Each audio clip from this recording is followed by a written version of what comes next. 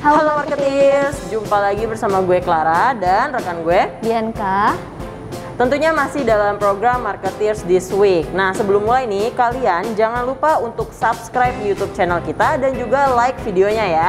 Nah, selanjutnya kita harus izin dulu sebelumnya untuk membuka masker nih. Dan kalian semua nggak perlu khawatir karena kita berdua udah swab dan hasilnya negatif ya tentunya. Pasti. Dan kru yang di sini juga sudah aman nih untuk kita semua nih buka masker di sini yang berdua langsung ini ya. Kita buka ya. Oke. Nah, seperti episode Marketeers This Week sebelumnya, kita akan bacakan 5 berita terhangat sepekan terakhir di portal marketeers.com. Oke, bisa kita langsung aja masuk ke berita yang pertama. Oke, yang pertama ada GoFood. Cara GoFood memenangkan hati pelanggan dengan promo ongkir. Nah, seperti yang kita tahu ya, GoFood itu kan layanan pesan antar makanan yang udah banyak banget digunakan di masyarakat di Indonesia ya. Dan tentunya GoFood ini juga punya cara nih, gimana sih caranya membuat pelanggan itu tetap stay dan enggan pindah nih ke lain hati. Nah, salah satu caranya yaitu dengan menggunakan promo ongkos kirim. Nah, GoFood sedang gencar-gencarnya nih melakukan promo ongkos kirim. Jadi khusus pesanan dari resto yang terdekat dengan jarak maksimal 2 km, GoFood memberikan promo ongkir hingga 20%. Maksimal lokasi berapa tuh? 2 km? Iya, 2 km. Jadi resto-resto yang terdekat sekitar jaraknya 2 km dari tempat kamu pesan itu bisa dapat promo ongkir kira-kira 20%. Nah, caranya?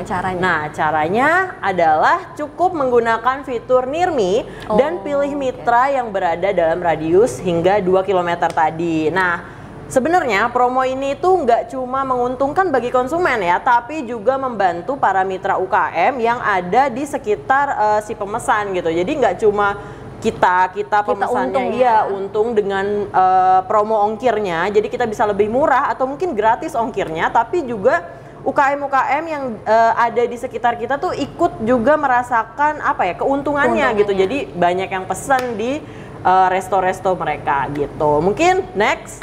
Nah, masuk ke berita kedua, Zoom. Telkomsel hadirkan Cloud Meeting 2.0 nih Kak. Nah, jadi Telkomsel Enterprise ini memperkuat kolaborasinya dengan Zoom yang merupakan, kita udah tahu lah, teknologi yang biasa kita gunakan nih selama WFH kemarin. Dan juga mereka tuh lagi meningkatkan layanannya, salah satunya dengan memperkenalkan fitur baru di layanan CloudX Meeting 2.0 ini. Oke, ada apa aja tuh? Di CloudX ini di-upgrade sebagai respon untuk kebutuhan segmen yang tadi, korporasi buat kita kerja selama WFH kemarin. Terus, nah jadi upgrade ini ada fitur live streaming di media sosial, terus ada cloud recording dan juga corporate branding. Nah, di fitur live streaming ini memungkinkan pengguna untuk menyiarkan meeting yang sedang berlangsung ke platform media sosial seperti Facebook dan YouTube. Oke, jadi nggak cuma di CloudX-nya aja yang bisa nonton, tapi kita misalnya nontonnya dari Facebook, nggak usah login di CloudX-nya, tapi bisa juga di Facebook dan YouTube. Betul. Next. Nah, terus kalau tentang cloud recording sendiri, sekarang mereka punya kapasitas mulai dari 10 GB. Banyak banget kan. Jadi berjam-jam gitu kan, memorinya yang digunakan banyak. Sekarang bisa tersimpan dengan baik karena ada 10 GB ini. Gitu. Nah, terus untuk corporate brandingnya, si pengguna CloudX ini bisa ngebuat link dan template email meeting sesuai dengan brand perusahaan. Jadi lebih memudahkan untuk reminder meeting gitu-gitu kan. Dan juga bisa langsung ketahuan ya, sebenarnya perusahaan apa sih yang melakukan meetingnya ini tuh ketahuan langsung. Oke. Nah, terus jumlah pesertanya juga sekarang bisa mencapai 500 partisipan. Jadi lebih banyak peserta yang bisa ikut dalam satu meeting tersebut. Betul.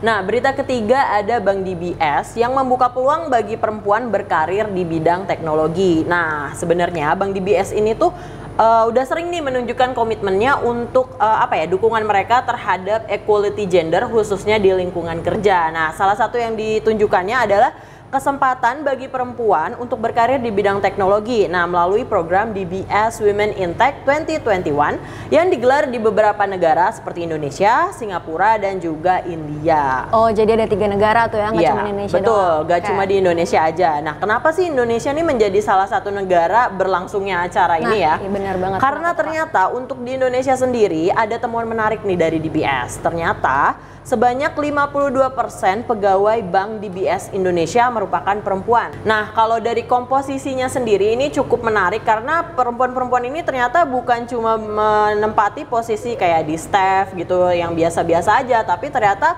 45% berada di posisi manajerial dan 46%-nya berada di pemimpin senior. Oke, terus apa sih yang melatar belakangi adanya gerakan ini, Kak? Oke, program ini sebenarnya lahir karena apa ya? Melihat peluang kerja di bidang teknologi ternyata masih didominasi oleh laki-laki. Biasanya kita tahu yang megang IT gitu kan pasti cowok ya. Benar. Nah, padahal kemampuan perempuan juga sebenarnya nggak kalah nih mengelola teknologi, tak jauh dari laki-laki dan perempuan. Pokoknya bersaing lah sebenarnya. Nah, program DBS Women in Tech 2021 ini juga membuka sejumlah posisi, ternyata posisi-posisi yang ditempati laki-laki biasanya ternyata bisa juga dilakukan oleh perempuan, makanya dibuka nih posisi-posisinya. Dan beberapa posisi tersebut yaitu full stack developer lead, dan juga data engineer, dan juga ada lagi payment support lead. Terus proses rekrutmennya gimana, Kak? Oke, proses rekrutmennya sebenarnya cukup mudah, tapi ada beberapa step nih yang harus dilewati para pelamarnya. Pertama, harus mengikuti proses penilaian secara daring melalui Hacker Rank. Kemudian nanti mereka kalau sudah terpilih akan lanjut diundang untuk mengikuti virtual hackathon, dan nanti diakhiri dengan proses wawancara yang semuanya dilakukan sepanjang November ini. Oke, jadi masih ada waktu sekitar 2 minggu lagi ya? Oke, masih ada panjang nih waktunya untuk mengikuti si DBS Women in Tech tersebut. Oke, langsung masuk ke berita keempat.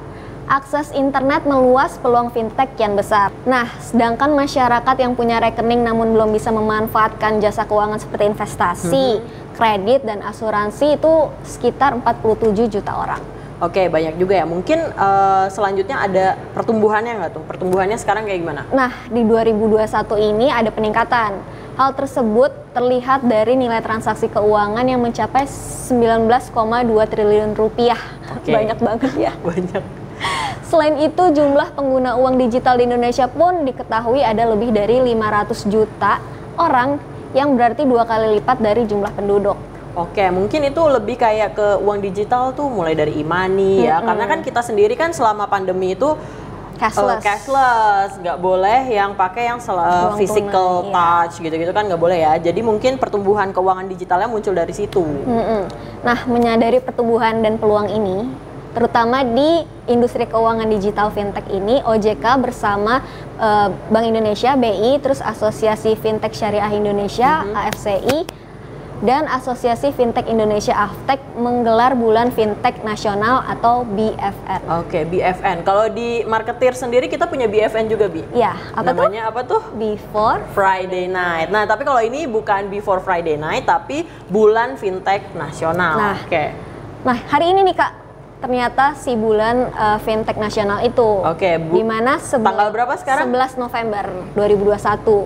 Bersamaan sama si nggak cuman Harbolnas aja nih, si 11-11 ini ternyata juga menjadi Hari Fintech Nasional gitu.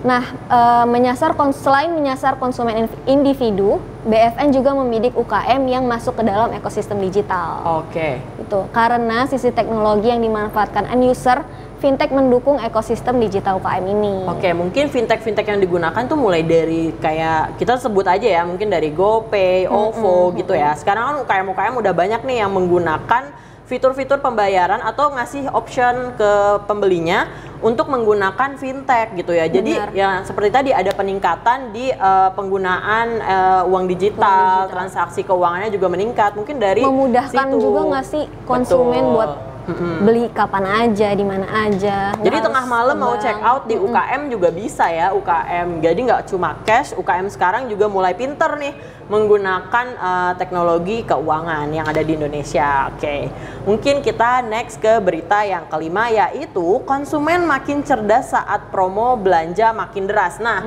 ngomongin itu sekarang kita syutingnya di 11.11 gitu ya, Harbolnas nih lagi rame-ramenya. Tapi apa sih yang bikin orang tuh tertarik untuk belanja gitu sebenarnya apa? Apakah cuma diskon kah atau apa? Nah, berita kali ini mengangkat tentang survei perilaku belanja daring yang dilakukan Shopback Oktober lalu. Jadi mungkin Shopback ngelihatnya di 10-10, kalau sekarang kan 11-11. Oke. Survei ini menghasilkan sejumlah temuan yang menarik yang secara keseluruhannya menegaskan konsumen Indonesia saat ini semakin cerdas dan selektif dalam berbelanja. Terbukti dari sebesar 31% responden mengaku selalu berhasil berbelanja sesuai dengan budget yang sudah ditentukan. Nah, kalau lo sendiri nih Bi, itu termasuk orang yang sesuai budget kah ataukah enggak nih, malah yaudah belanja aja? Gue orang yang YOLO ya? impulsif. Iya. Tapi langsung aja belanja ya cuy. Oke. Berarti lo nggak termasuk dari 31% responden itu ya? Enggak. Nah, sebanyak 70% responden lainnya juga selalu membuat daftar belanja dulu sebelum berbelanja. Oh, itu bukan gue. Bukan lo juga ya? Ini YOLO ya soalnya ya. Kalau ada diskon beli gitu. Apalagi kalau iseng-iseng buka-buka e-commerce lagi ada apa nih gitu baru. Berarti kalau lo juga buka-buka GoFood kayak tadi ya langsung ya? Langsung. Ongkirnya gratis langsung Makan beli? siang. Oke, betul. Yang Kalau penting nggak bekal. gratis ya, Bun. Oke, di sini rata-rata responden mengeluarkan kurang dari Rp500.000 untuk total transaksi belanja daring setiap bulannya.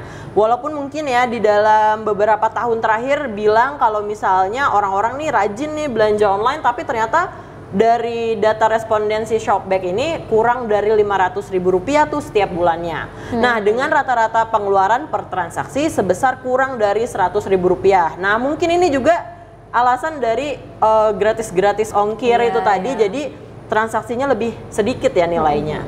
Nah, selain itu ditemukan juga 85% responden menganggap ulasan produk sangat penting dalam membuat keputusan berbelanja.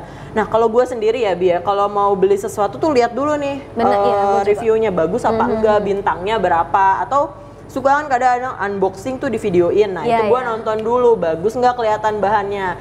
Nah, ternyata orang-orang yang kayak gini nih masuk nih ke Shopback. Dari 85% responden itu memikirkan kalau misalnya ulasan produk tuh penting supaya kita tahu nggak ketipu, jadi nggak ketipu juga ya, udah ngeluarin uang hasilnya tidak sesuai dengan ternyata zonk gitu kan, males ya. Nah, sebanyak 76% responden mengatakan kalau misalnya rating toko itu juga sangat penting nih dalam menentukan keputusan belanja mereka. Kayak yang lo bilang tadi kan, kita lihat rate-nya berapa nih toko gitu kan, baru kita beli, baru kita lihat-lihat lah produk yang mereka jual gitu kan. Oke, berarti bagus nggak nih produk yang bakal kita dapat nih dari toko tersebut ya. Nah, Shopback juga akhirnya mengeluarkan nih 5 faktor utama yang mempengaruhi responden membuat keputusan berbelanja. Mulai tadi seperti yang tadi kita udah sebutin, gratis ongkir, promo diskon atau cashback, kualitas produknya, harga terjangkau atau enggak, serta ulasan produk yang bagus. Jadi 5 faktor tersebut tuh mempengaruhi banget nih si konsumen itu bakal berbelanja atau enggak. Tapi selain itu juga ternyata ada X factor lainnya seperti promo tadi tanggal kembar 10-10, 11-11 ya, yang dijadiin Harbolnas setiap bulannya ya. Itu menjadi pilihan kedua tuh kenapa responden itu mau berbelanja. Dan ada lagi yang berbelanja hanya setiap tanggal gajian. Kalau lo gimana? Kayak gue deh. Gue, tapi langsung habis gitu ya. Gue nunggu gajian dulu, jadi gue taruh di listnya nih, di keranjang ya kalau di e-commerce. Terus kayak nunggu gajian baru gue check out. Berapa kira-kira? Sekarang udah 99++.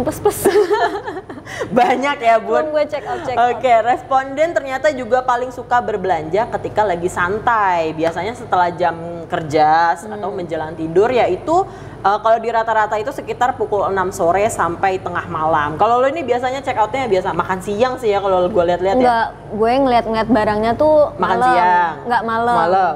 Check outnya ya itu pas udah gajian. Entah jam berapa aja. Oke, nah selanjutnya kalau misalnya jam 12 siang tadi itu ternyata memang hingga sore ya, memang ternyata menjadi waktu belanja favorit kedua yang tadi gue bilang. Mungkin kayak lo nyiapinnya masukin keranjangnya malam, dia check outnya siang. Benar, nunggu gaji masuk pokoknya ya. Yang penting gaji masuk dulu. Iya. Oke. Nah, jadi ternyata ada banyak pertimbangan ya sebelum berbelanja, khususnya kalau di sini kita ngomongin keranjang-keranjang tadi itu tuh biasanya dilakukan di belanja online.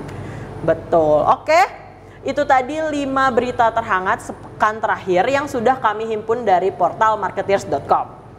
Nah, saksikan terus Marketeers This Week pada setiap hari Jumat hanya di Marketeers TV. Dan jangan lupa lagi untuk subscribe, lonceng, dan nyalakan loncengnya, dan juga like dan komen. Oke, saya Clara. Saya Bianca. Pamit undur diri, sampai jumpa.